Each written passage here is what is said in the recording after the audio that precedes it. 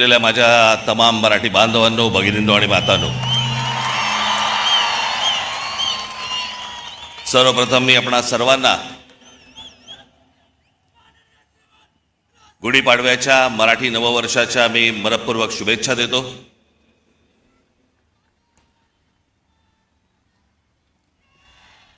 9 मार्च 2006 ला पक्ष स्थापन झाला आणि 19 मार्च 2006 ला आपली पहिली जाहीर सभा याच शिवतीर्थावरती इथे झाली। आज 20 वर्ष झाली पक्षाला आणि आनंदाची आणि भाग्याची गोष्ट अशी की 20 वर्षानंतर 19 मार्चला गुढीपाडवा यावा। मी याला शुभसंकेतच पकडतो। मी हे सगळे ते निवडणुका आल्या गेल्या, झालं, शिमगे झाले, सगळं झालं। आपण जे उभे आहोत हे लक्षात ठेवा, हे महाराष्ट्रासाठी उभे आहोत। आणि मी जे बोलतोय तुम्हाला आता हे तुमच्या टाळ्यांसाठी बोलत नाहीये। मी जो तुम्हाला शब्द दिलाय या महाराष्ट्राचं गतवैभव प्राप्त करण्यासाठी, म्हणून आपल्याला जी सत्ता घ्यायची ती सत्ता भविष्यामध्ये आपण हातामध्ये घेणार म्हणजे घेणार, हे मी फक्त तुमच्या टाळ्यांसाठी सांगत नाही। तो माझा आत्मविश्वास आहे। पण आता काय पुढचे 3 वर्ष काही निवडणुका नाहीत या महाराष्ट्रामध्ये, त्याच्यामुळे कंत्राटदारांकडनं पैसे खायला सगळेच मोकळे आहेत।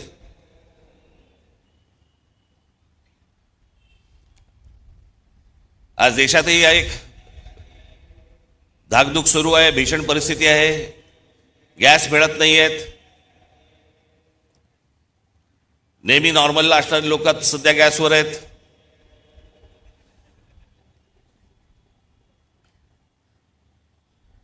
खरं तर काही गोष्टी आपल्याकडनं राहून गेल्या, आपल्या पंतप्रधानांकडनं पण राहून गेल्या। जो इराण इतकी वर्ष आपल्याला साथ देत होता, त्या इराणवरती ज्या प्रकारचे हल्ले होत आहेत आज, आपण इराणला साथ द्यायला पाहिजे होती।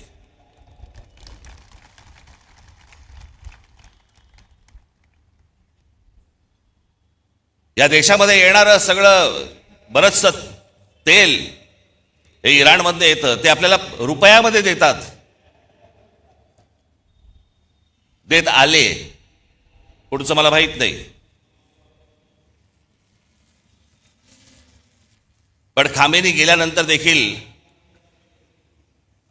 आपल्या देशाच्या पंतप्रधानांनी कुठचंही निषेधाचं एक स्टेटमेंटही काढलं नाही, हल्ल्यावरती कुठचं स्टेटमेंट काढलं नाही।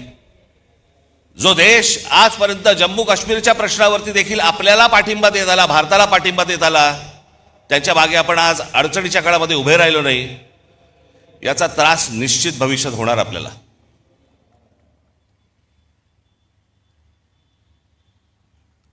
आज सगळ्या बाजूने समजतच नाही की नेमके आपण कुठे चाललो आहोत, काय चाललो आहोत। या देशामधली राज्य कुठे चालली आहेत, या देशामधली लोक कुठे चालली आहेत, प्रगती कुठे होतीये। मी आत्ताच गेल्या जानेवारीमध्ये आपली इथे जाहीर सभा झाली, त्यावेळेला मी अनेक लोकांचे वाभाडे काढले इथे। आपण पण किती अडाणी आहोत हे पण सांगितलं।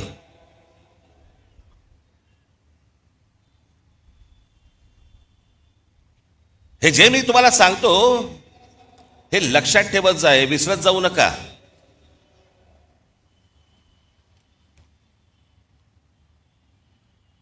आज फुरसतीत आलायत ना,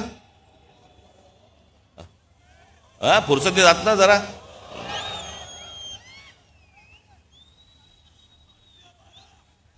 काय उद्या 12 वाजे मी एकट्याने भाषण करत बसायचं, तुला काय बसून ऐकायला।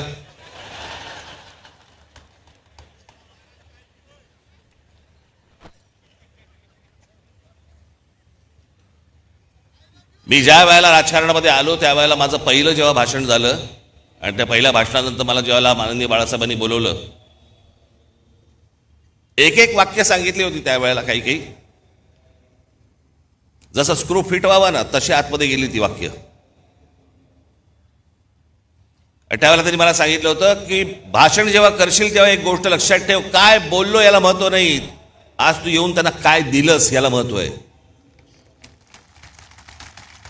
समोरच्यांना विचार करायला काय दिलंस. आणि मी नेहमी एक भाषण करताना माझ्यावरती एक मानसिक दडपण पण असतं की मी आज काय तुम्हाला देऊ, काय सांगू तुम्हाला, नवीन काय देऊ,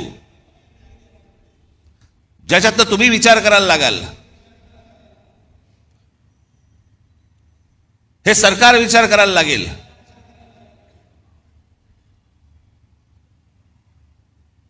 पण आज तुम्हाला सगळ्यांना, देशालाच अख्ख्या करमणुकीमध्ये गुंतवून ठेवले. करमणुकीमध्ये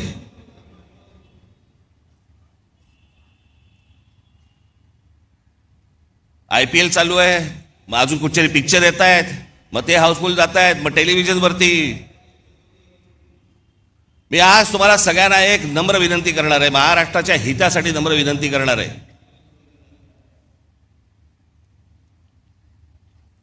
पहिल्यांदा त्या मोबाईल फोनच्या इंस्टाग्राम मधनं बाहेर या.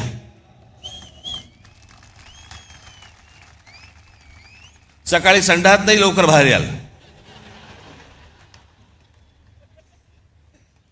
मध्यंतरी ते आमचे ते काय ते रील बाज वगैरे सगळे आले होते, मी माझ्याकडे नव्हतं ते मोबाईलवरती, ते टाकलं, ते गुंतायला होतं त्याच्यात.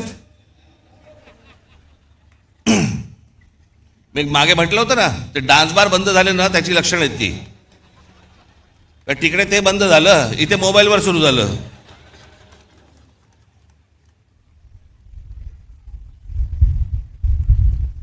हे मी तुम्हाला का सांगतोय, कारण तुम्हाला गुंतवून ठेवले आतमध्ये.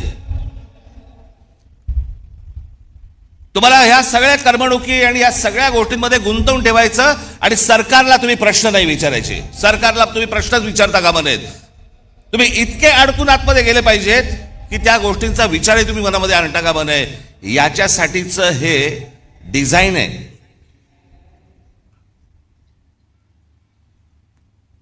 हे फक्त भारतात सुरू नाही आहे, जगभर सुरू आहे की सरकारांना प्रश्नच विचारू नयेत आणि तुम्ही अडकून राहावं. IPL मध्ये अडकावं, चित्रपटामध्ये अडकावं, टेलिव्हिजनमध्ये अडकावं, मोबाईलमध्ये अडकून राहावं. मोबाईल तर आपला एक अवयवच झालाय. आणि म्हणून आजूबाजूला आपल्याला काही बघता येत नाही, पाहता येत नाही, विचार करता येत नाही. जसे पूर्वीच्या काळामध्ये लोक जसे रस्त्यावरती येत असत, आता काय नाही, मी माझा राग व्यक्त केला मोबाईलवर, आता कशाला रस्त्यावरती येऊ. हे तुम्हाला गुंतवून टाकणं आहे. आणि मग महाराष्ट्रामधले जे प्रश्न आहेत, महाराष्ट्रातले जे सत्ताधारी आहेत, यांना प्रश्नच विचारायचे नाहीत. एका बाजूला आमच्या टेलिव्हिजन चॅनलवाल्यांची वाट लावून ठेवली आहे. सारखा वरून दबाव, सारखा वरून दबाव. ही बातमी टाकायची नाही, या बातम्या करायच्या नाहीत, ही करायची नाही, सरकारला विरोध करायचा नाही, विरोध केला बातम्या बंद करू, तुमच्या जाहिराती बंद करून टाकू, नोकरीवरून काढून टाकू. त्याच्यामुळे तुमच्यापर्यंत बातम्या पोचवायच्या नाहीत खऱ्या. हे अशा एका विचित्र परिस्थितीमध्ये देश अडकलेला आहे, हे राज्य अडकलेले आहे, सगळेच अडकलेले आहोत. अर्थात अशा काही गोष्टी ज्या होतात ह्या काही कायमस्वरूपी बसत नसतात. खालून काठी नाही बसली तर वरून बसतेच.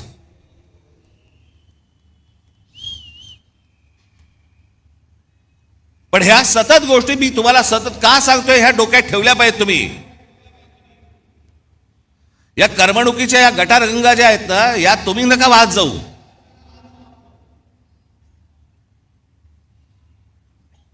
उद्या काय आपल्या आजूबाजूला निघून गेलंय ना कळणार पण नाही, थांग पत्ता पण लागणार नाही तुम्हाला. कारण आम्ही अडकले मोबाईलमध्ये.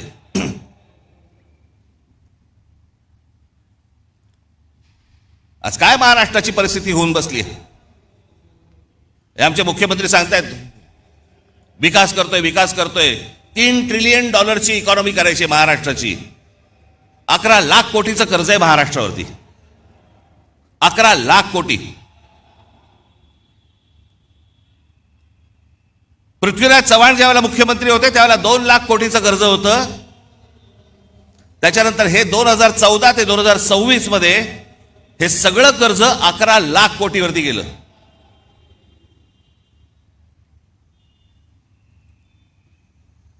शहरांची अवस्था बघा.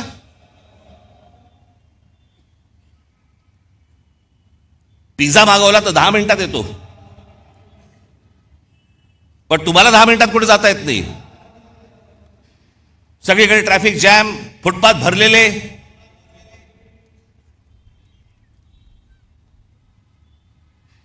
काय आयुष्य नावाची काय गोष्ट असते की नाही? एखाद्याच्या तुमच्या मनात येते की नाही की माझं काय आयुष्य आहे?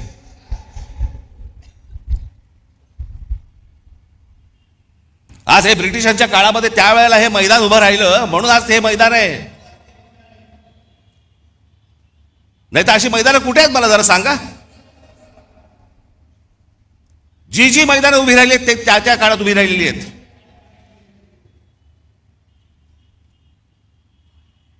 आपण काय मुलांसाठी काय करतो आहोत? लहान लहान मुलांसाठी काय बागा तरी तयार करतोय का आपण? त्या बागा बघितल्यानंतर तिकडे जावंसं तरी वाटतंय का?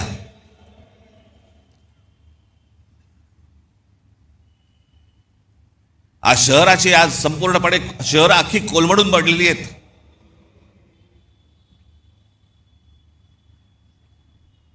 मी मध्यंतरीच मुख्यमंत्र्यांना भेटलो, उपमुख्यमंत्र्यांनाही भेटलो. या शहरांचा ट्रॅफिकचा प्रश्न, गाड्या, उद्या मी तुम्हाला सांगतो अशीच परिस्थिती जर अजून 5-10 वर्ष राहिली ना, घरातनं निघाल आणि तिकडेच असाल, हलता येणार नाही तुम्हाला. सगळंच गमावून बसतोय आपण, सगळं आपल्या हातातनं गमावून बसतोय.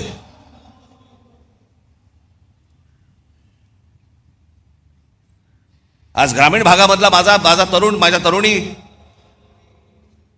आज शेतीकडे वळायला तयार नाहीत. ते म्हणतात नाही आम्हाला शहरात जायचंय. शहरात आल्यावर ही शहराची अवस्था. या देशातलं, महाराष्ट्रातलं प्रत्येक शहर बघा ना, त्याला काही आकार ना उकार ना काही नाही. त्याला कोणी येतंय, कुठेही इमारती बांधतंय, कोणी काहीही करतंय, कोणालाही कसल्याही परवानगी दिली जात आहेत. आणि तुम्ही ते पाहता आणि राग मोबाईलवरती व्यक्त करताय. हेच त्यांना हवंय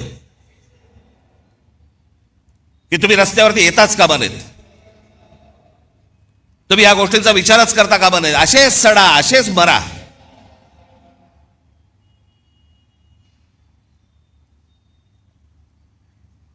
तीन वेळा आजपर्यंत कर्जमाफी झाली शेतकऱ्यांची, 3 वेळा.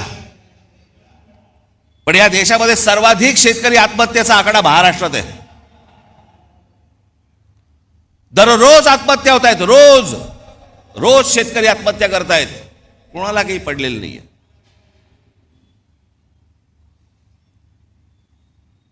हे इथे तुमच्यासाठी कोस्टल रोड बांधतायत, आम्हीच त्याची स्तुती करतो. आमचा मराठी माणूसच स्तुती करतो, छान झालाय ना रस्ता.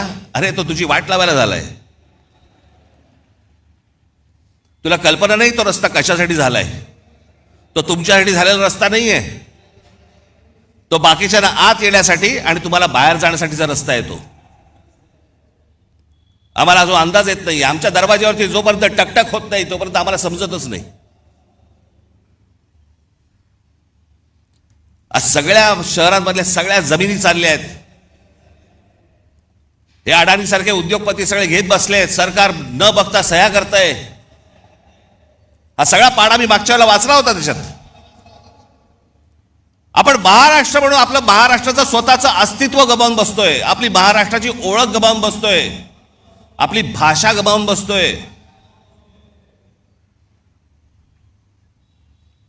मी मागे पण सांगितलं होतं ना, एकदा ती गोष्ट हातातनं गेली की परत येणार नाही.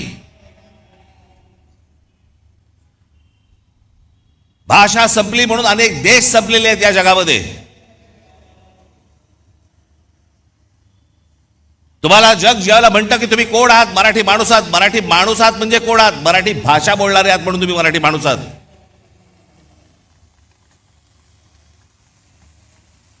मी काही काही व्हिडिओज बघतो, अनेक लोक काही भांडण चालू असतात, मारामारी चालू असतात आणि आपलेच मराठी हिंदीमध्ये बोलत असतात. हिंदी मत बोल ना, हिंदी मत. अरे मग तू काय करतोय? जा दक्षिणेकडे बघा, तामिळनाडू बघा, आंध्र प्रदेश बघा, केरला बघा, लांब कशाला गुजरात बघा. प्रत्येक राज्य आपलं अस्तित्व टिकवू नये, प्रत्येक राज्य आपली भाषा टिकवू नये.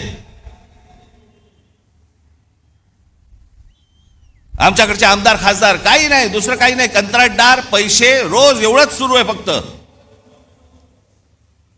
महाराष्ट्र विकायला काढलाय.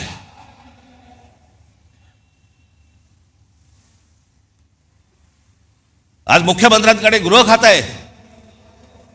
संपूर्ण महाराष्ट्रभर सगळ्या ठिकाणी ड्रग्ज विकले जात आहेत. शाळांमध्ये ड्रग्ज जात आहेत, कॉलेजमध्ये ड्रग्ज जात आहेत. तरुणी सगळे व्यसनाधीन होत आहेत ड्रग्सच्या आहारी लागून. काय करणार आहोत काय महाराष्ट्राचा? पण ग्रामीण भागामध्ये प्रगती होत नाही. ग्रामीण भागातली माझी मुलं मुली आज इथे शहरामध्ये येतात, शहरात बकाला पडलेली आहेत, शहरामध्ये ड्रग्ज मिळत आहेत, लहान लहान मुली आणि लहान लहान मुलं पळवली जात आहेत. माझ्याकडे तर एक आकडा आहे,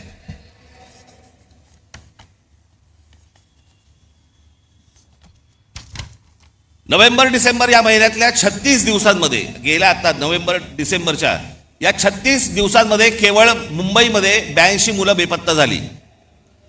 जानेवारी ते नोव्हेंबर 2025 या कालावधीत महाराष्ट्रातील नवी मुंबई शहरात तब्बल 499 मुलांच्या अपहरणाच्या घटना नोंदवण्यात आल्या. त्यातली 41 मुले अद्याप बेपत्ता आहेत. 458 पोलिसांनी, आमचे पोलीस, मुंबईचे पोलीस, महाराष्ट्राचे पोलीस हे सक्षम आहेत. म्हणून त्या आई वडिलांना त्यांची मुलं मिळाली. एनसीआरबीच्या आकडेवारीनुसार महाराष्ट्रात दरवर्षी, हे मी तुम्हाला विधानसभेतलं सांगतोय आकडे, विधानसभेमध्ये आत्ता मुख्यमंत्र्यांनी त्यांच्या भाषणामध्ये सांगितलेले आकडे सांगतोय तुम्हाला. एनसीआरबीच्या आकडेवारीनुसार महाराष्ट्रात दरवर्षी साधारण 4,500 ते 5,500 मुले बेपत्ता होतात. काय होत असेल त्यांच्या आई वडिलांना? 4,500 ते 5,500 मुलं बेपत्ता होता. हा महाराष्ट्र, असा होता महाराष्ट्र.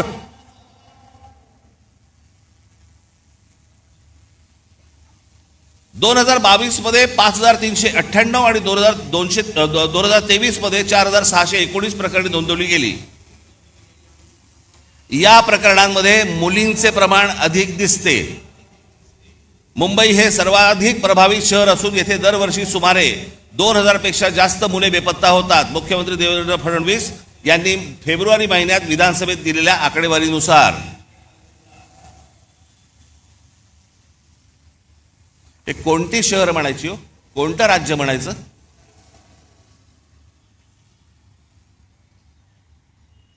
तुमच्या भाषेची हमी नाही, तुमची हमी नाही, तुमच्या पोराबाळांची हमी नाही, कशाचीही हमी नाही. अशी कुठचीही हमी नसलेलं हे या राज्यामध्ये तुम्ही राहताय आणि म्हणायचं आम्ही शिवरायांच्या राज्यात राहतो.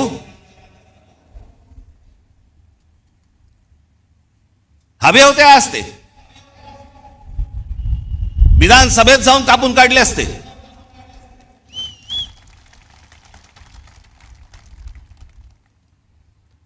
पण आम्हाला माहितीच नाही. राज ठाकरे जेव्हा सांगणार आकडे त्यावेळेला आम्हाला कळणार, कारण आम्ही कशात गुंतलोय? आम्ही इंस्टाग्राममध्ये गुंतलोय.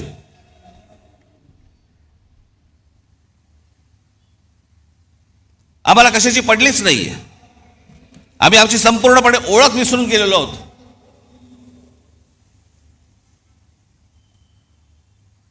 मी आज एक मुद्दामून एक गोष्ट तुमच्यासाठी आणलेली आहे. मी बोलीनच, पण त्याच्यानंतर तुमच्या लक्षात येईल तुम्ही कोण आहात, तुम्ही कोणत्या भूमीत जन्माला आलात, तुम्ही कोणाचे वारस आहात. मी नेहमी सांगतो ना, हा महाराष्ट्र दरवेळेला देशाला दिशा दाखवत आला, या हिंद प्रांताला दिशा दाखवत आला. त्या महाराष्ट्राकडे कधीतरी तुम्ही नीट जवळून पाहिलेत का, की या महाराष्ट्राची नेमकी क्षमता तरी काय आहे?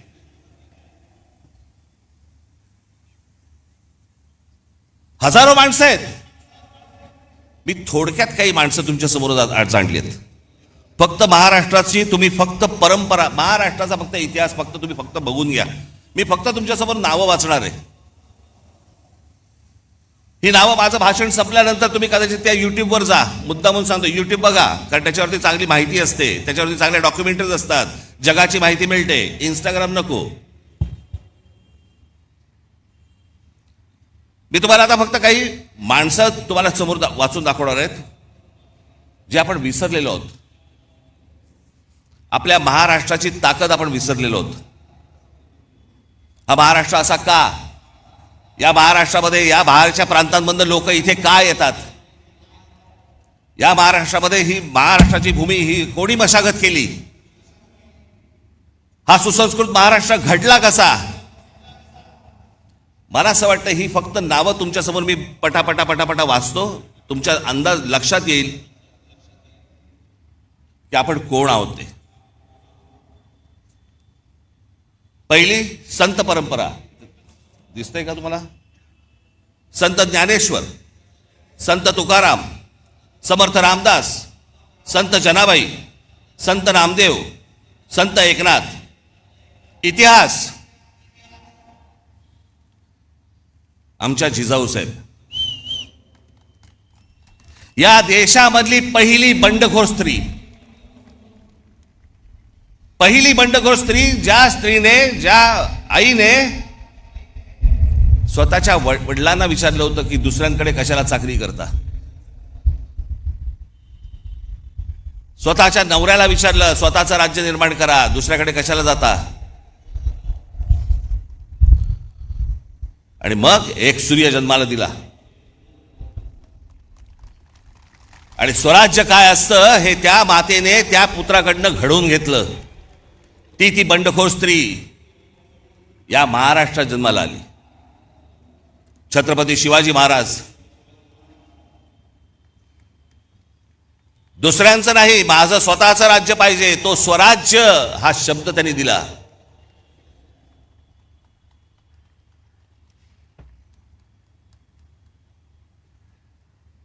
छत्रपती संभाजी महाराज. छत्रपती शिवरायांच्या मृत्यूनंतर स्वराज्य टिकवण्यासाठी आणि वाढवण्यासाठी अंतर्गत कलहाशी आणि शत्रूशी समर्थपणे आणि प्राणपणाने लढणारे धर्मवीर. महाराष्ट्र. बाळाजी विश्वनाथ पेशवे योद्धा व मराठा साम्राज्याचे पंतप्रधान होते. मी एक तुम्हाला सर्वांना आज हात जोडून विनंती करणार आहे, ज्यांनी ज्यांनी महाराष्ट्र घडवला ना, ज्यांनी महाराष्ट्र मोठा केला ना, आणि महाराष्ट्रात आज देखील, कृपया आपल्या महापुरुषांकडे आणि कोणाईकडे जातीने पाहू नका. त्यांनी या महाराष्ट्रासाठी काय योगदान दिलं ना, ते सर्वात महत्वाचं आहे. हे तुम्हाला त्यांच्या मतांसाठी म्हणून तुम्हाला जातीमध्ये भिडवतायत आणि महाराष्ट्रामधून प्रत्येकाला वेगळं करतायत. हे कृपा करून करू नका.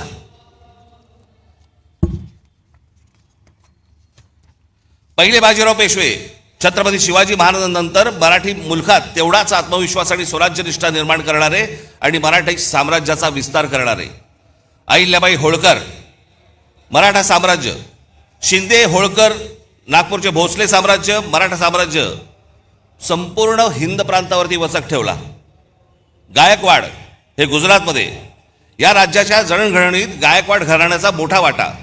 बँक ऑफ बडोदा युनिव्हर्सिटी आणि गुजरातमध्ये अनेक रेल्वे मार्ग त्यांनी सुरू केले. तात्या टोपे, झाशीची राणी लक्ष्मीबाई. आता ह्या 18व्या शतकातील मराठी नावं ज्यांनी मुंबईला आकार दिला, जगन्नाथ शंकर शेठ.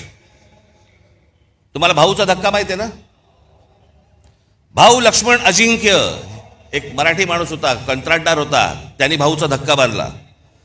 सीताराम खंडेराव वैद्य, नाव पण माहिती नसेल तुम्हाला. सीताराम खंडेराव वैद्य म्हणजे कोण? हे जे टाटांचं ताजमहाल हॉटेल उभं आहे ना, या ताजमहाल हॉटेलचे आर्किटेक्ट.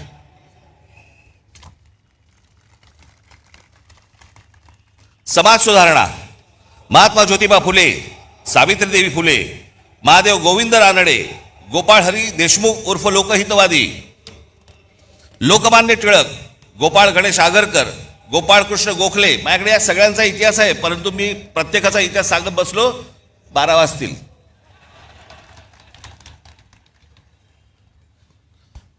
गोपाळकृष्ण गोखले, शाहू महाराज, भारतरत्न डॉक्टर बाबासाहेब आंबेडकर,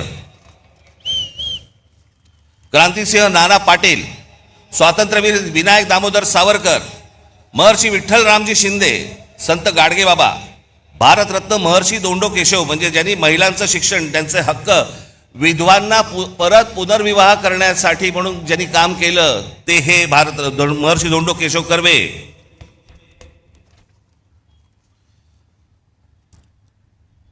रामकृष्ण गोपाळ भांडारकर, हे भांडारकर युनिव्हर्सिटी आहे ना. भारतरत्न पांडुरंग वामन काणे, थोर भारतीय प्राच्य विद्या संशोधक, संस्कृत पंडित, धर्मशास्त्राचा इतिहास लिहिला या माणसाने. हे सगळे महाराष्ट्रात जन्माला आले तर. भारतरत्न विनोबा भावे, प्रबोधनकार ठाकरे, तुमचे आजोबा, धर्मातील चुकीच्या रूढी परंपरांवरती प्रहार करणारा हा माणूस. म्हणजे त्यांची पुस्तकं आजही आणून वाचा तुम्ही. अनेक लोक म्हणतात, अनेक जण सांगतात की म्हणे प्रबोधनकार ठाकरे हे ब्राह्मण विरोधी होते. माझे आजोबा कधी ब्राह्मण विरोधी नव्हते, भट्टभिक्षुकीच्या विरोधात होते. धर्माच्या नावाने जी पिळवणूक व्हायची त्याच्या विरोधातले होते ते कुठच्याही समाजाच्या विरोधातले कधीही नव्हते. पण वाचनामधनं आपल्याला जेवढं हवंय तेवढंच काढून घ्यायचं. त्याच्यामुळे ह्या सगळ्या लोकांकडे पाहताना तुम्ही तुमचे तर्क लावू नका किंवा तुमच्या डोक्यात भरवलेले तर्क लावू नका. स्वतः वाचा, स्वतः पहा.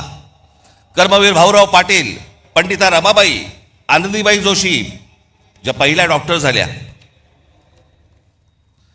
ताराबाई मोडक, पंजाबराव देशमुख भारताचे पहिले कृषी मंत्री, चिंतामणराव देशमुख ICS मध्ये पहिला क्रमांक मिळवलेले पहिले भारतीय आणि रिझर्व्ह बँकेचे पहिले गव्हर्नर, शाहीर अण्णा भाऊ साठे, शाहीर अमर शेख, SM जोशी, स्वामी रामानंद तीर्थ, तुकडोजी महाराज,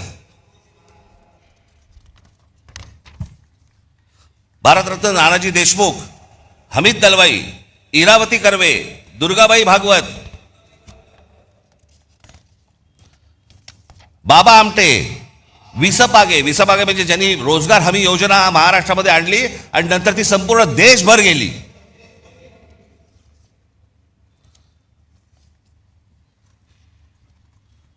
अनेक नेते होऊन गेले महाराष्ट्रामध्ये, पण एक माणूस, असा माणूस महाराष्ट्रात कशाला देशात नाही झाला, ते म्हणजे माननीय बाळासाहेब ठाकरे.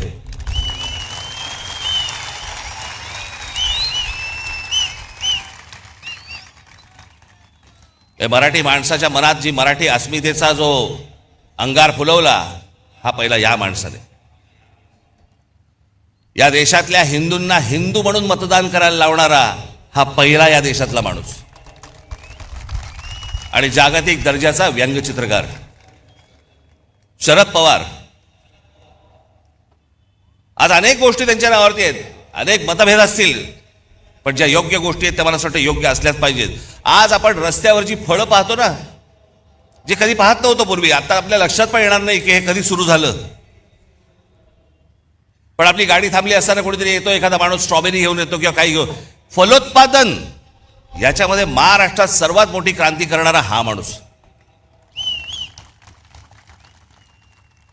जी फळं कधी पाहिली नव्हती ती सर्वसामान्यांना आज मिळायला लागली, त्याच्यामध्ये सर्वात मोठं काम करणारा माणूस. बारामतीमध्ये ज्यांनी शेतीमध्ये AI टेक्नॉलॉजी आणून शेतीमध्ये कशा प्रकारची क्रांती केली, एकदा काहीतरी जाऊन बघून पण या. सहकार चळवळ महाराष्ट्रात उभी राहिली.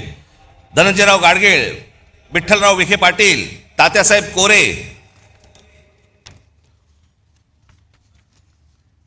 आता महाराष्ट्राच्या देशाला राजकारणातला आकार देणारे भारतीय काँग्रेस, जो काँग्रेस पक्ष आपण म्हणतो, त्या पक्षाची स्थापना महाराष्ट्रात झाली. RSS,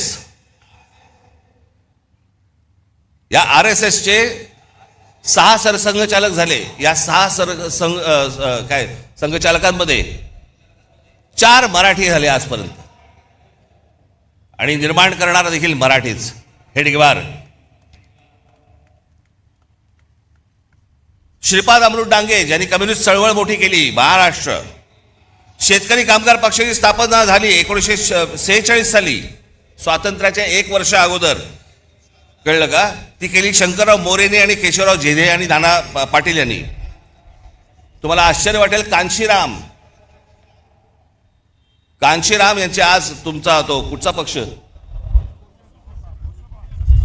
Bahujan Samaj party. पण ही बहुजन समाज पार्टी नंतर झाली. पहिली जी संघटना स्थापन केली बामसेफ, ती या महाराष्ट्रातल्या पुण्यामध्ये खडकीमध्ये त्यांनी स्थापन केलेली आहे बामसेफ. या सगळ्या गोष्टींची मुळं जर तुम्ही बघितली तर ही सगळी महाराष्ट्र आहेत. इतिहासकार, ज्या इतिहासकारांकडे या देशातले सगळे लोक किंवा बाहेरच्या देशांमधले लोक ज्यांच्याकडे टवकारून बघतात, असे काही इतिहासकार म्हणजे विका राजवाडे, गोविंद सखाराम सरदेसाई, त्र्यंबक शेजवलकर, वासुदेव सीताराम बेंद्रे, बाबासाहेब पुरंदरे, रणजित देसाई, गजाननराव मेहेंदळे. आमचे गजाननराव आत्ताच गेले.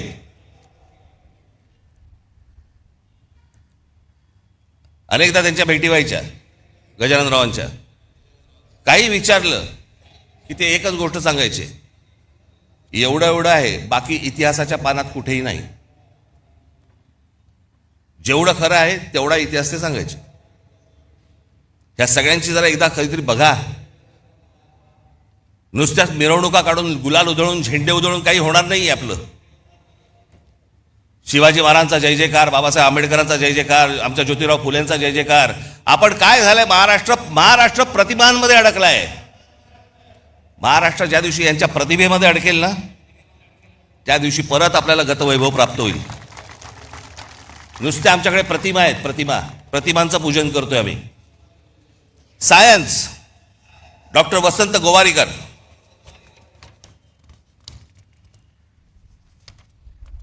बाकीची पानं कुठे गेली रे?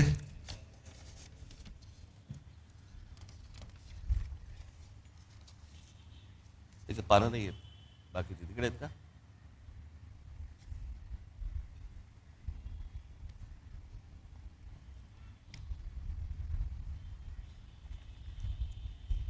इधर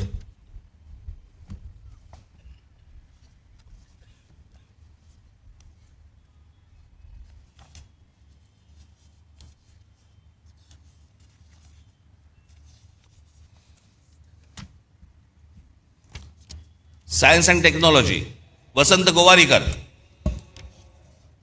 जयंत नारळीकर, रघुनाथ माशेलकर, विजय भटकर.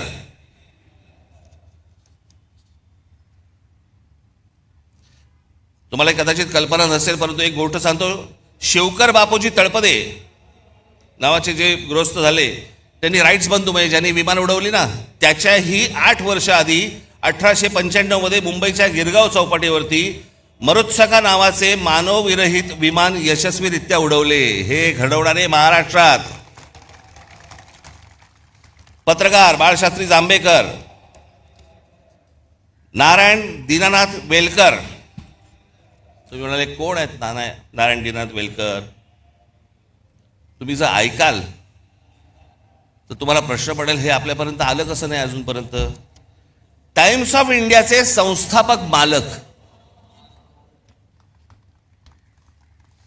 1840 मध्ये मुंबईचे पहिले भारतीय महापालिका आयुक्त ते जेई ब्रेनन या ब्रिटिश व्यक्तीसोबत 1838 साली त्यांनी बॉम्बे स्टँडर्ड हे वृत्तपत्र सुरू केले, जी कंपनी 1860 पर्यंत त्यांनी चालवली. आणि पुढे रॉबर्ट नाईट या ब्रिटिश व्यक्तीने ते विकत घेतलं आणि त्याचं नाव टाइम्स ऑफ इंडिया असं ठेवलं. सुरू करणारा मराठी माणूस कृष्णाजी प्रभाकर उर्फ काकासाहेब खाडीलकर. आचार्य आत्रे, नावाजलेले अभ्यासक माधवराव गाडगीळ, पर्यावरणावरचा अभ्यास, माधवराव चितळे, पाणी या विषयावरचा अभ्यास. म्हणजे जगभरामध्ये या लोकांना काय किंमत आहे ना, आपल्याला अंदाज पण नाही याचा, फक्त आमच्याकडेच किंमत नाही. पांडुरंग सदाशिव खानखोजे. चित्रपट दादासाहेब फाळके. एखादी दे रे मला येत ठेवायला यायला.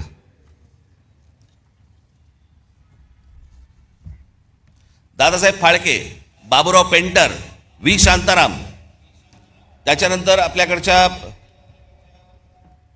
चित्रपट क्षेत्रातील काही मीनाक्षी शिरोडकर, शोभना समर्थ, माधुरी दीक्षित, सुलोचना.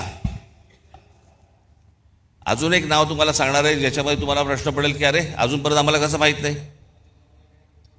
हिंदी चित्रपट सृष्टीमधले जवळपास 6300 गाणी, मी सांगितल्यावर तुम्हाला कळेल, 6300 गाणी ज्या जोडीने दिली त्या जोडीचं नाव आहे लक्ष्मीकांत प्यारेलाल. त्या लक्ष्मीकांत प्यारेलाल मधले लक्ष्मीकांत हे कुडाळकर होते आणि आपल्या कुडाळमधले होते राहणारे. हे आजपर्यंत आम्हाला कोणालाही कोणी सांगितलं नव्हतं. मला माहिती होतं अर्थात, पण आमच्या महाराष्ट्रामधला एवढा मोठा संगीतकार होऊन गेला याचं आम्हाला काही कौतुक काही नाही. आमच्या लोकांबद्दल आम्हाला कौतुकच नाही. अहो आतापर्यंत आपल्याला 8 साधारणपणे भारतरत्न मिळाली.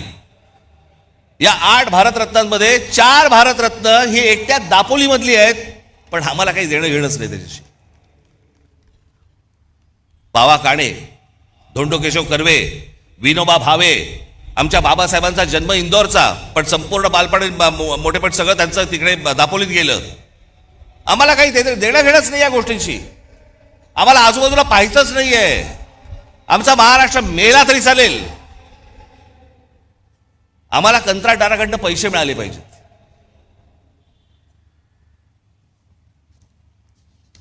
सी रामचंद्र, या महाराष्ट्राचा सगळ्यात मोठा सुपरस्टार दादा कोंडके, ज्यांनी छाप पाडली, या देशावरती छाप पाडली. निळू फुले, नाना पाटेकर, अमोल पालेकर, अशोक सराफ, आशुतोष गोवारीकर, गायक भारतरत्न पंडित भीमसेन जोशी, लता मंगेशकर, आशा भोसले, कुमार गंधर्व, किशोरी अमोणकर, जितेंद्र अभिषेक, चित्रकार दीनानाथ दलाल, वासुदेव गायतोंडे, माधव सातवळेकर. मी एकेकावरती, या एकेका माणसावरती मी एक तास बोलू शकतो.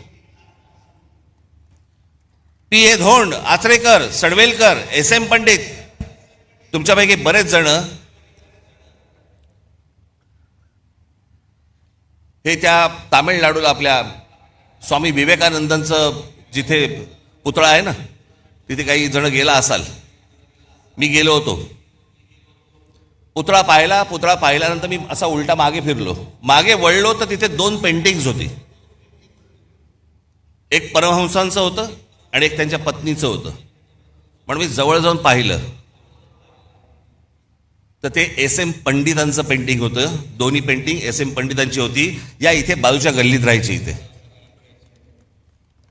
आम्हाला काही देणं घेणं नाही. आम्हाला कलेशी देणं घेणं नाही, संगीताशी नाही, साहित्याशी नाही, कशाशी नाही. फक्त आमच्याकडे झालंय जयंत्या आल्या, पुण्यतिथ्या आल्या की आम्ही फक्त मिरवणुका काढून ढोल वाढवायला सुरुवात आमच्याकडे. पण आमच्याकडे काय पेरून ठेवलंय, काय होऊन गेलंय याचा आम्हाला अंदाजच नाही.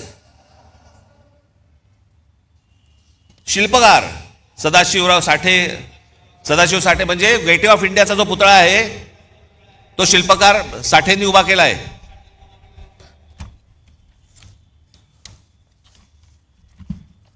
त्याच्यानंतर राम सुतार म्हणजे कोण?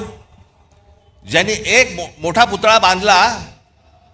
तो पुतळा चीनमध्ये गेला आणि चीनमध्ये जाऊन त्याचा एक भव्य मोठा पुतळा बांधला गेला. तो सरदार वल्लभभाई पटेलांचा, जो आता गुजरातमध्ये आहे, तो आमच्या राम सुतारांनी उभा केला. आम्हाला काही देणं घेणं नाही. उद्योग शंतनुराव किर्लोस्कर, आबासाहेब गरवारे, रघुनाथराव चितळे, बीजी शिर्के म्हणजे या इमारतींना ज्या विटा वापरल्या जातात ना, सिपोरेक्षा, ते बनवणारे बीजी शिर्के, दाजी काका गाडगीळ, काल निर्णयचे जयंतराव साळगावकर, केसरी पाटील, राजा पाटील, ज्यांनी मराठी माणसाला जग दाखवलं. एच एस केळकर, आम्हाला माहित नाही, फक्त आम्हाला कॉलेज माहिती आहे ठाण्याचं. एस एच केळकर हे परफ्युमरीज म्हणजे अत्तराच्या व्यवसायातले जुने माणसं. या केळकरांकडचा जो अर्क आहे ना, तो परदेशातले बरेचशा मोठे जी काही तुम्ही आता परफ्यूम जे वापरता ना, त्याचा जो अर्क आहे हा एस एच केळकरांकडनं जातो महाराष्ट्रातनं. राजीव सामंत, सुला वाईन्स, कॅमलिनचे दांडेकर, जे लहानपणापासून आपण जे बघत आलो ना, कंपास पेटी आणि सगळ्या गोष्टी, या संपूर्ण देशभर व्यवसाय उभा करणारे महाराष्ट्राचे दांडेकर, आनंद देशपांडे, रवी पंडित, बाबा कल्याणी, वासुदेव कोल्हटकर, केशव विष्णू पेंढारकर, नाटकामध्ये विष्णुदास भावे, राम गणेश गडकरी, बाल गंधर्व, केशवराव भोसले, विजय तेंडुलकर, महेश एलकुंचवार, विजया मेहता, वसंत कानेटकर, श्रीराम लागू, मोहन आगाशे, जब्बार पटेल, सतीश आळेकर, साहित्य कवी केशव सूत, कुसुमाग्रज, पु ल देशपांडे, गदी माडगुळकर, विंदा करंदीकर, शांता शेळके, नारायण सुर्वे, चिंतामण त्र्यंबक खानोलकर, बाबूराव बागुल, सुरेश भट, बंडखोर नामदेव ढसाळ. क्रीडा दिबा देवधर, मी अगदीच थोडक्यात आणली आहे ही यादी. दिबा देवधर, बापू नाडकर्णी, विजय मांजरेकर, विजय हजारे, सुनील गावस्कर, अजित वाडेकर, दिलीप वेंगसरकर, सचिन तेंडुलकर, प्रवीण ठिपसे, ग्रँड मास्टर बुद्धिबळ, भाग्यश्री ठिपसे, ग्रँड मास्टर बुद्धिबळ, अभिजित कुंटे, ग्रँड मास्टर बुद्धिबळ, खाशाबा जाधव, नावाजलेले अभ्यासक हे झाले मगाशी. एवढं भरभरून आपल्याला महाराष्ट्राला दिलंय, आपल्याला काही याची किंमत, आपण याच्यासाठी काही करतोय, ह्यांच्यासाठी नाही, आपण काही वेगळा विचार करतोय का? महाराष्ट्र कुठे होता? महाराष्ट्र अख्खा देश टवकारून बघायचा महाराष्ट्रामध्ये काय चाललंय, महाराष्ट्रात नवा विचार कोणता येतोय, महाराष्ट्रात आम्हाला काय देणार आहे. या नवीन विचाराला सतत बघणारा हा देश आज महाराष्ट्राला काय देतोय. आमच्या क्रिकेट टीम मध्ये देखील आज महाराष्ट्राचे, मुंबईचे कोण नाही हो, कोण मराठी आहेत मला जर दाखवा. एक काळ असा होता की 11-12 प्लेयर मध्ये जवळपास 8 ते 9 हे मुंबईचे लोक असायचे, महाराष्ट्राचे लोक असायचे. कुठे कमी पडतोय आम्ही? आम्ही विचारच करत नाही आहोत. आम्हाला महाराष्ट्र कसा घडवायचा आहे याचा आमचा विचारच संपलेला आहे. आमच्यावरती सरकार येत आहेत आणि लादतायत, वाटेल त्या गोष्टी रोज येत आहेत, नवीन कायदे करतायत, नवीन नियम करतायत. आम्हाला लक्ष द्यायला वेळ नाही. आम्ही गुंतलोय करमणुकीमध्ये. तुम्हा आम्हाला महाराष्ट्रातल्या या जनतेला सगळ्यांना मिळून, तरुण आणि तरुणींना, नवीन येणाऱ्या लोकांना, मुलांना हा भविष्यातला महाराष्ट्र घडवायचा आहे. हा तुम्ही आम्हीच घडवायचा आहे. सरकारवरती अवलंबून राहून होणार नाही. आणि म्हणून मी आज एक नवीन योजना तुमच्या समोर आज आणतोय. 2006 साली याच व्यासपीठावरती इथे उभं राहून मी म्हटलं होतं की मी महाराष्ट्राचा विकास आराखडा आणीन, महाराष्ट्राची मी ब्ल्यूप्रिंट आणीन. मग एका पत्रकार परिषदेत मला एका पत्रकाराने विचारलं ती तुमची ब्ल्यू फिल्म कधी येणार आहे. तर मी म्हटलं की मी ती आणली असतं बरं झालं असतं, त्यांनी किमान पाहिली तरी असती. पण त्या 2006 साली मी जेव्हा म्हटलं होतं मी महाराष्ट्राची ब्ल्यूप्रिंट आणीन, महाराष्ट्राचा विकास आराखडा आणीन, 2014ला आणला. 2006 ते 2014 महाराष्ट्रात जिथे जिथे मी गेलो, जिथे जिथे पत्रकार परिषदा झाल्या, सर्वजण कुत्सितपणे मला विचारायचे काय ते ब्ल्यूप्रिंटचं काय झालं, कुठपर्यंत आलं, ते विकास आराखड्याचं काय झालं, कुठपर्यंत आलं. प्रत्येक पत्रकार परिषदेमध्ये असताना, चालू असताना किंवा नंतर हे प्रश्न असायचेच. जेव्हा आणली 2014, आज 2026, या क्षणापर्यंत मला कुठच्या पत्रकाराने प्रश्न विचारलेला नाही त्या ब्ल्यूप्रिंटमध्ये आहे काय, कारण वाचलीच नाही. त्याला वाचण्यात इंटरेस्ट नव्हता, हिणवण्यात होता. असो, पण तो काळ लोटला गेला. आज जवळपास त्याही गोष्टीला आज 12 वर्ष होऊन गेली. अनेक तज्ज्ञांना त्यावेळेला बरोबर घेतलं होतं, अनेक गोष्टी त्यामध्ये केल्या होत्या. गेल्या 10-12 वर्षामध्ये अनेक, महाराष्ट्रही बदलला, खूप गोष्टी बदलल्या, विचारात महाराष्ट्र बदलला. आणि म्हणून मला असं वाटलं की काय करावं, कारण मी अनेकदा वाचत असतो, वर्तमानपत्रांमध्ये काही लेख येतात, वर्तमानपत्रांमध्ये अनेक चांगल्या सूचना येतात. अनेक काही नवीन गोष्टी निर्माण करण्यासाठीच्या गोष्टी येतात. आणि मग विचार केला की या सगळ्या गोष्टींसाठी एक कुठेतरी आपल्याला एक प्लॅटफॉर्म उभा करायला लागेल. या महाराष्ट्रामधली लोक, महाराष्ट्राच्या बाहेरची कोणी, की महाराष्ट्रामध्ये नेमकं काय व्हायला पाहिजे, महाराष्ट्रामध्ये नेमकं काय घडलं पाहिजे, महाराष्ट्रात ते नेमकं घडलं ते कसं घडलं पाहिजे, अशा अनेक लोकांकडे अनेक योजना तयार आहेत. परंतु सांगायच्या कोणाला, मांडायच्या कोणाला? सरकार म्हणजे कोण? बोलायचं कोणाशी? मांडल्यानंतर, सांगितल्यानंतर ते बघणार कोण आहे? आम्हाला उत्तर कधी मिळणार? आणि म्हणून या सगळ्या गोष्टींचा विचार करून मी एक नवीन वेबसाईट आत्ता महाराष्ट्राला मी आत्ता अर्पण करतोय, की ज्या वेबसाईटवरती तुम्ही येऊन तुमचे विचार, पण विचार जय महाराष्ट्र साहेब, चालणार नाही साहेब, भावी मुख्यमंत्री तुम्हीच, डिलीट, असल्या कुठच्याही गोष्टींना त्या याच्यावरती स्थान नाही. नवा विचार करा. या मोबाईलच्या जोखडातनं बाहेर या, या करमणुकीच्या गटारगंगेतनं बाहेर या. हा तुम्हा आम्हालाच महाराष्ट्र उभा करावा लागेल, हा तुम्हा आम्हालाच महाराष्ट्र वाचवावा लागेल. आणि याच्यासाठीचं म्हणून हे पहिलं पाऊल आहे. म्हणून आज तुमच्या समोर महाराष्ट्र नेक्स्ट, महाराष्ट्र पुढचा मी तुमच्या समोर उभा करतोय. आता दाखवा रे.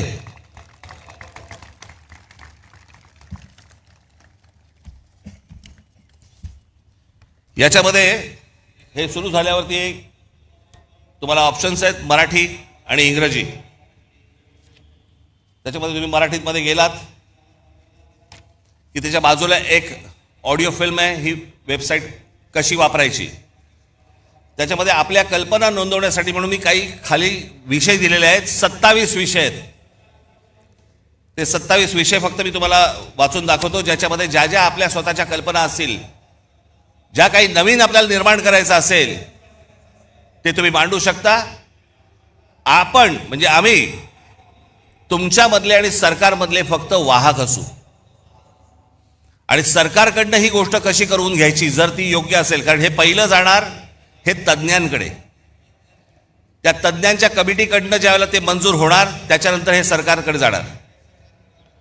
त्याच्यामुळे ही 27 तुम्हाला इथे गोष्टी दिलेल्या आहेत. त्याच्यामध्ये शेती, रस्ते आणि पायाभूत सुविधा विकास, आरोग्य सेवा व सार्वजनिक आरोग्य व्यवस्था, जमीन, पायाभूत सुविधा, औद्योगिक वसाहती, व्यवसाय सुलभता, प्रादेशिक औद्योगिक संतुलन व सर्वसमावेशक, शालेय उच्च व तंत्र शिक्षण सुधारणा, आदिवासी विकास, सर्वसमावेशक आणि सशक्त महिला व बाल, रोजगार व रोजगार निर्मिती, आपत्ती व्यवस्थापन आणि आपत्तीपूर्व तयारी, क्षेत्रनिहाय औद्योगिक धोरण, गुंतवणूक प्रोत्साहन व थेट विदेशी गुंतवणूक, स्टार्टअप्स आणि भविष्यवेधी उद्योग, ग्रामीण अर्थव्यवस्था आणि ग्रामीण उद्योग विकास, शहरांचा शाश्वत विकास, क्रीडा व युवा विकास, मराठी भाषा संस्कृती ज्ञान परंपरेचा विकास, पारंपरिक आणि अपारंपरिक ऊर्जा, हवामान बदल, पर्यावरण आणि प्रदूषण, सूक्ष्म लघु व मध्यम उद्योग आणि विकास, औद्योगिक कायदे सुधारणा, शाश्वत हरित व पर्यावरणपूरक औद्योगिक विकास, सिंचन, जलव्यवस्थापन व जलसुरक्षा, समृद्ध, स्वावलंबी आणि शाश्वत ग्रामविकास, पर्यटन विकास, कायदा आणि सुव्यवस्था. याच्यामध्ये तुम्ही आतमध्ये गेल्यानंतर आपली कल्पना इथे पुढे नोंदवायची तुम्हाला येईल. त्या प्रत्येक गोष्टीमध्ये 27 गोष्टीमध्ये त्याच्या उपशाखा आहेत. समजा तुम्ही रोजगार आणि रोजगार व रोजगार निर्मिती हा जर विषय घेतला तर त्याच्यामध्ये रोजगार विमुख, कौशल्य प्रशिक्षण, उद्योजकता वगैरे वगैरे असे बरेच विषय त्याच्यामध्ये आहेत. ते झाल्यानंतर पुढे जेव्हा तुम्ही जाल त्याच्यानंतर तुम्ही तुमची कल्पना त्याच्यावरती नोंदवायची आणि त्याच्या खाली गरज असल्यास तुम्हाला काही फाईल अपडेट करायची असेल, फोटो टाकायचा असेल त्याच्याबरोबर तुमच्या म्हणण्याला, तोही तुम्ही टाकू शकता. त्याच्यानंतर तुम्ही पुढे गेलात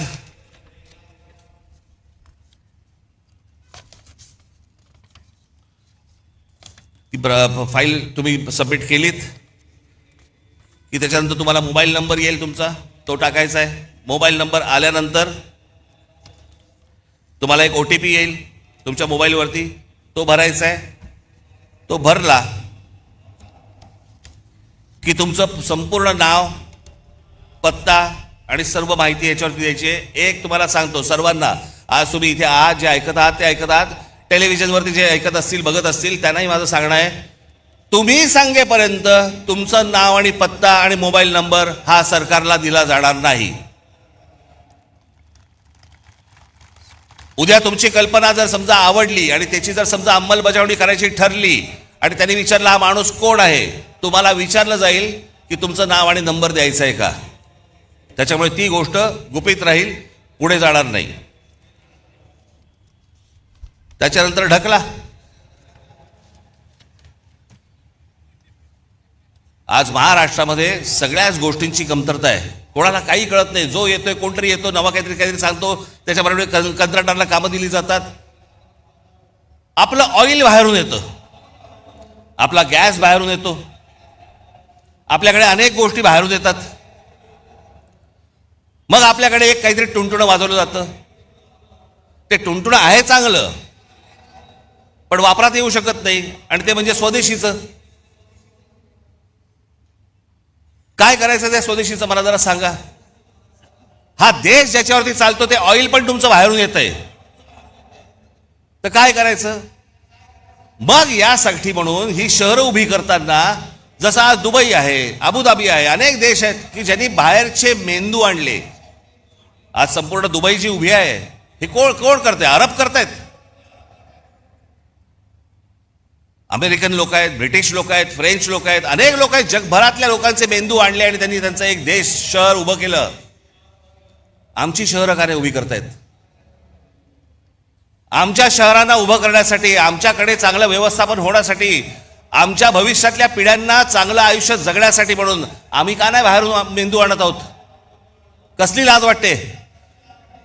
अहो, बाहेर जाऊन नुसते पैसे आणण्यापेक्षा बाहेर जाऊन जर मेंदू आणलेत तर ह्या महाराष्ट्राला उपयोगाचे आहेत. नुसते पैसे काय करायचे पैशांचं? ते पैसे टक्केवारीत संपणार, त्याने काहीही हाताला मिळणार नाही. आणि म्हणून मला असं वाटतं की आज सरकारकडनं आपण नुसते फक्त आशेने फक्त बघत राहायचं, हे काही मला आवडणारी गोष्ट नाही, मला ती आवडतही नाही आणि तुम्हालाही ती आवडता कामा नये. आणि म्हणून तुम्ही सगळेजण महाराष्ट्राचा विचार करायला लागा. तुमच्या ज्या कल्पना असतील, ज्या गोष्टी असतील त्या या आत्ता वेबसाईटवरती मांडा. या महाराष्ट्राला आकार देण्याचा एक उत्तम कार्य हे आपल्या हातून घडो, जेणेकरून या महाराष्ट्रासाठी ज्यांनी खस्ता खाल्लेल्या आहेत त्यांनाही वरती आनंद मिळेल की माझी सर्व लोक महाराष्ट्राची, हे महाराष्ट्र वाचवतायत, जगवतायत. याच्यासाठी सगळेजण तुम्ही कामाला लागावं अशी एक आशा अपेक्षा बाळगतो आणि आज आपण सर्वांची मी रजा घेतो. धन्यवाद. जय हिंद, जय महाराष्ट्र.